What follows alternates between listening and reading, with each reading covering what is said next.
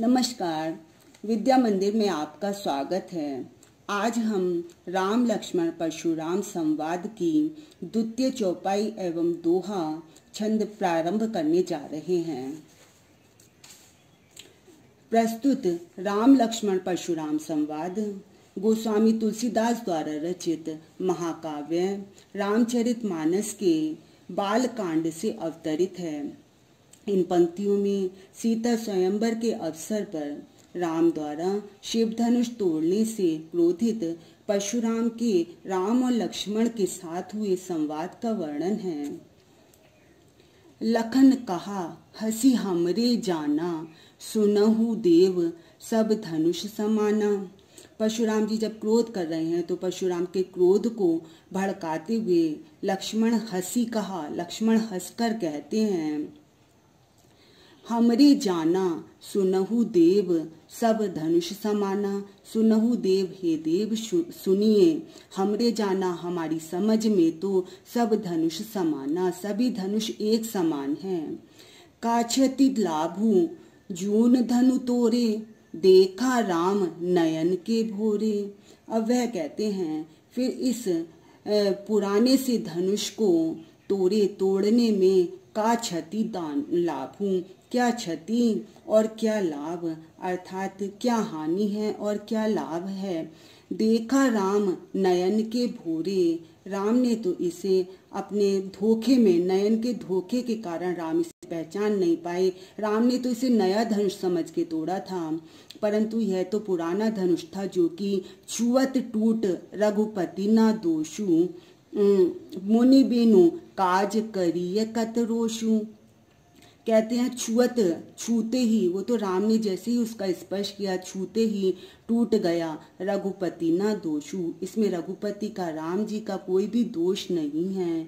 मुनि बिनु काज, मुनि बिना ही किसी कारण के करिय कत रोषु, क्यों क्रोध कर रहे हैं। बोले चितय परसु की ओरा, रे सठ सुने ही स्वभाव न मोरा।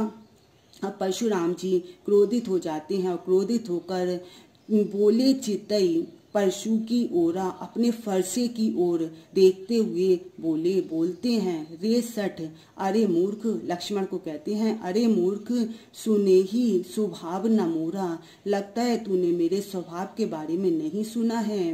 बालकु बोली बधऊ नहीं तो ही, केवल मुनि जड़ जान ही मोही।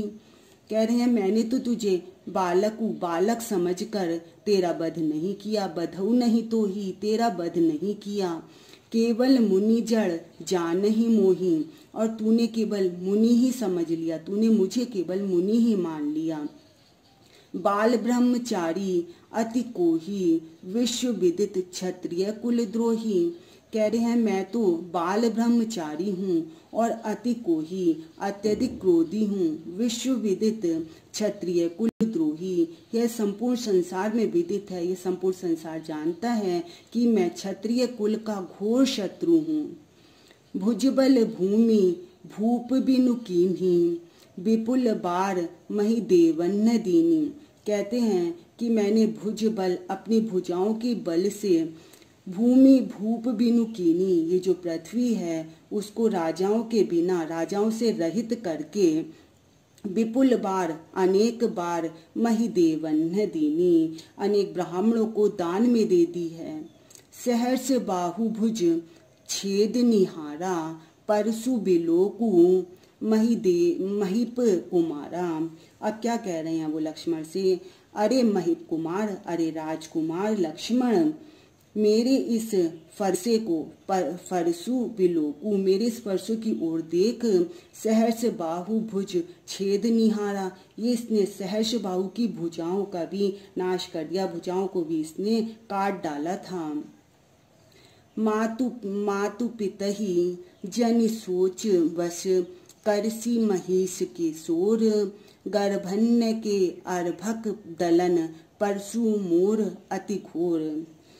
अब क्या कहते हैं वो, अरे राम के बालक लक्ष्मण, महिष किशोर, अरे राजा के बालक लक्ष्मण, लक्ष्मण जी से कहते हैं अरे राजा के बालक लक्ष्मण, तू जो इस तरह से अपनी मौत को बुला रहा है उससे मातु पिता ही जन सोच बस, इससे तू अपने माता और पिता की चिंता को बढ़ा रहा है। परशु मोर अति घोर, ये जो मेरा फरसा है वो अत्यंत ही भयंकर है। गर्भन्य के अर्भक दलन, ये गर्भ में पल रहे, अर्भक माने शिशु को, ये गर्भ में पल रहे शिशु का भी दलन नाश कर डालता है, उसको भी ये मार डालता है। प्रश्नोत्तर। परशुराम ने लक्ष्मण को धमकाते हुए क्या कहा था? परशुराम लक्ष्मण को धमका रहे थे तो उन्होंने लक्ष्मण को धमकाते हुए क्या कहा था? परशुराम ने लक्ष्मण को धमकाते हुए कहा कि मैं केवल मुनि नहीं हूँ बल्कि महाक्रोधी और क्षत्रियों के कुल का घोर शत्रु हूँ। मैंने सहर्ष बाहु जैसे वीर योद्धा को मार डाला था। तुम्हें बच्चा समझकर छोड़ रहा हूँ। तू अधिक बोलकर अपने माता पिता को चिंता में न डाल, वरना मैं अपने फरसे से तेरा वध कर डालूंगा। इस तरह वह लक्ष्मण को मारने के लिए कह रहे हैं। लक्ष्मण के अनुसार श्री राम शिव धनुष के टूटने में जिम्मेदार क्यों नहीं हैं? लक्ष्मण के अनुसार श्री राम शिव धनुष के टूटने के जिम्मेदार इस नहीं थे, क्योंकि क्षत्रिय होने के नाते उनके लिए सभी धनुष एक समान हैं। यह धनुष बहुत पुराना था जो उनके छूने मात्र से टूट गया। इस पुराने धनुष को तोड़ने में किसी को क्या लाभ और क्या हानि? लक्ष्मण की बातों का परशुराम पर क्या असर हुआ? शिव धनुष के टूटने से परशुराम क्रोध में थे।